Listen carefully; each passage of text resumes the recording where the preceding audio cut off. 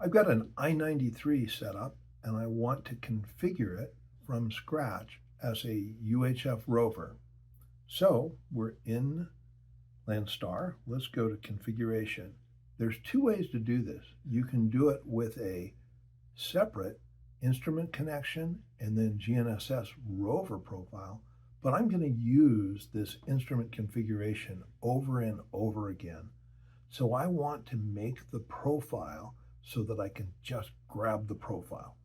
I'm going to click on Instrument Profile and then New. This is going to be a rover profile, and I'm going to call it i93 UHF Rover. And then just so that I know what frequency it's going to be, I'm going to put 461.025. So this is a brand CHC. We're going to pick RTK. It is an i93. And the connection type, because I want to use the visual cameras, connection type has to be Wi-Fi. So down here on the target, I'm currently connected to the Wi-Fi here at the office. So I'm going to connect to the i93. This is the serial number. I'm connected. So I'll click the back button and I've got my target set up.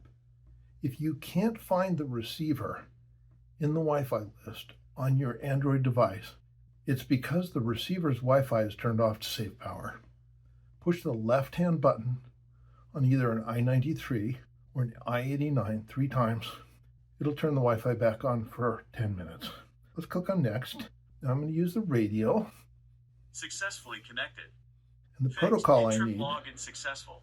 is Satel, 12.5 kilohertz, 9600 baud, and the frequency is 461.025. I want the sensitivity set to high, and I don't need to enter my call sign for a rover. So everything here looks great. Be sure and get the FEC, which is forward error correction. Typically, I turn it off because it adds 30% additional overhead to the message. So Satel 9600 baud, 12.5 kilohertz. Frequency has to match your base exactly. I personally always use FEC off. Click on Next. Elevation mass 10 is fine, and an output frequency of 5 hertz updates the position quickly when I'm staking. I'm going to click on Save, and now that has saved a new instrument profile.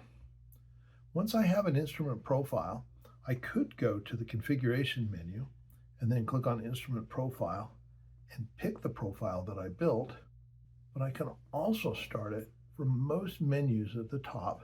There'll be an Instrument Profile button. I can click on that, choose GNSS Rover, and then the rover that I want, and click Accept.